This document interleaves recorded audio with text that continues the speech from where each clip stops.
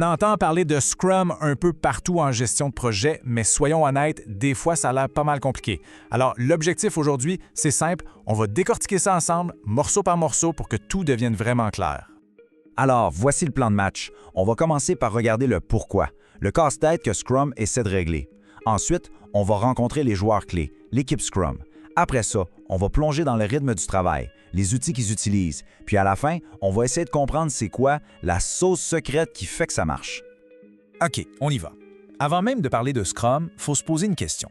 C'est quoi le problème à la base? Pourquoi est-ce qu'on a eu besoin de quelque chose comme Scrum? Et c'est la grande question, non?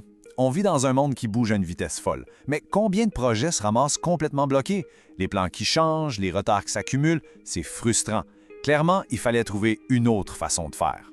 Et cette autre façon de faire, ça commence avec une idée, une philosophie agile. Faut voir ça moins comme un livre de recettes et plus comme une mentalité. Le principe de base, arrêter de tout vouloir planifier d'un coup. À la place, on avance par petits pas, on livre de la valeur souvent, on apprend et on s'ajuste en cours de route. Alors, si Agile, c'est la philosophie, Scrum, c'est le comment.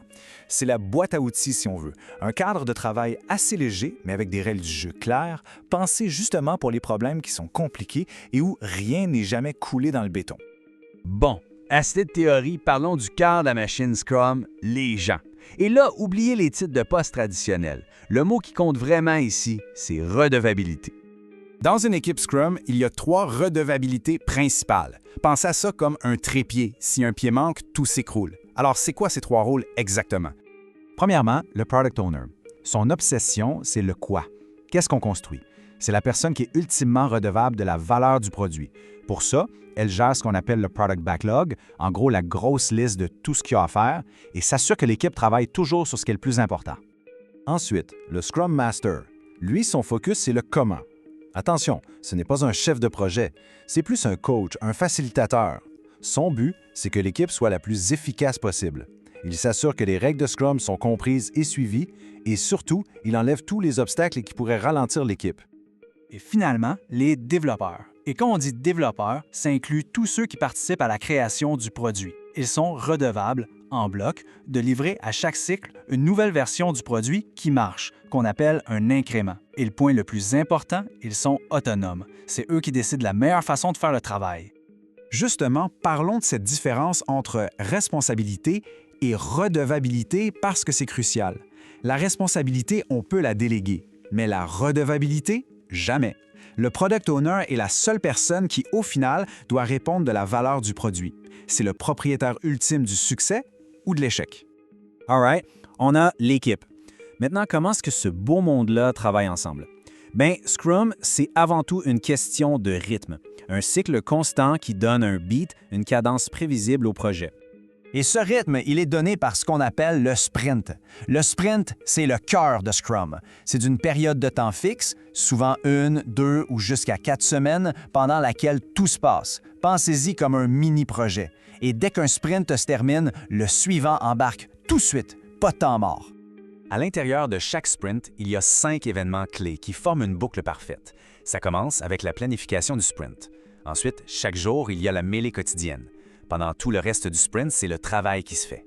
À la toute fin, il y a la revue de sprint et, finalement, la rétrospective.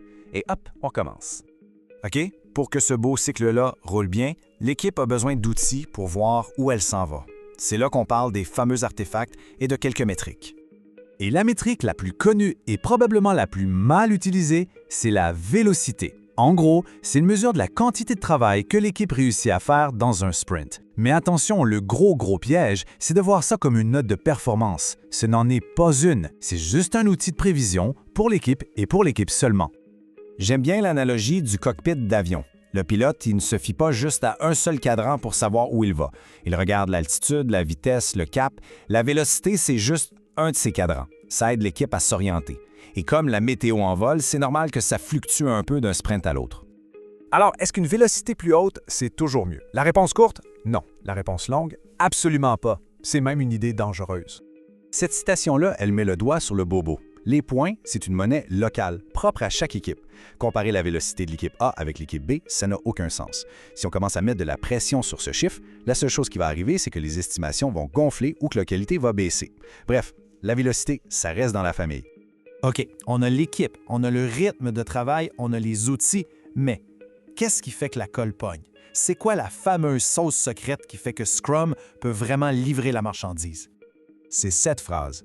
La redevabilité sans autorité est impossible. Tout est là. Ça ne sert à rien de dire à quelqu'un qu'il est redevable de quelque chose si on ne lui donne pas le pouvoir de prendre les décisions qui vont avec. Pensez-y.